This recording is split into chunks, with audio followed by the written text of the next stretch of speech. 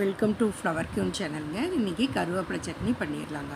இதுக்கு உடம்புக்கு ரொம்ப ஹெல்த்தியான ஃபுட்டுங்க.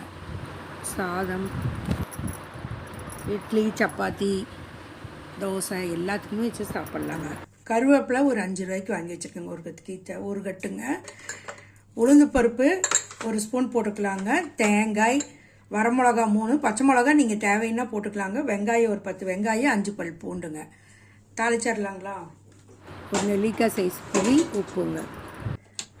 ஸ்டவ் ஆன் பண்ணிங்க. ஆயில் விட்டுக்கலாங்க. ஒரு 3 ஸ்பூனு ஆயில் சூடானோன்னு கடலைப்பருப்பு ஒரு ஸ்பூன், உளுந்து பருப்பு ஒரு ஸ்பூன் போட்டுக்கலாங்க.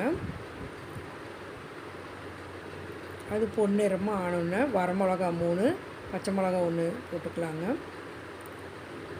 பரட்டி விட்டுக்கலாம். அதோடு நம்ம வெங்காயத்தை 5 பல் பூண்டு போட்டுக்கலாங்க. வெங்காயத்தையும் ஆட் பண்ணிக்கலாங்க. நான் 5 வெங்காயம் போட்டிருக்கேங்க. 10-15 வெங்காயம் போடலாங்க.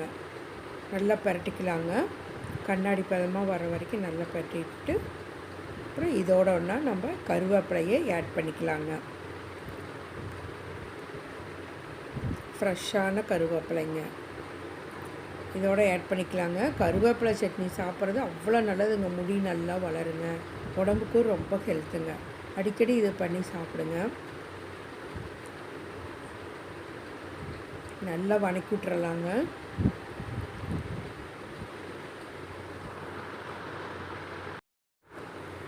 கருவேப்பிலை சட்னிங்க முடியும் நல்லா வளரும், உடம்புக்கும் ரொம்ப ஹெல்த்துங்க. நம்மளாம் எடுத்து போட்டுறோம் இல்லைங்களா? இதோட நம்ம தேங்காய் போட்டுக்கலாங்க. தேவையான அளவு சால்ட்டும் இதில் போட்டுக்கலாங்க.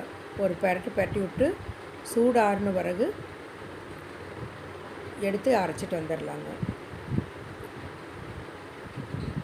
ரெடி ஆயிடுச்சுங்க. புளி இதில் போட்டுக்கலாங்க.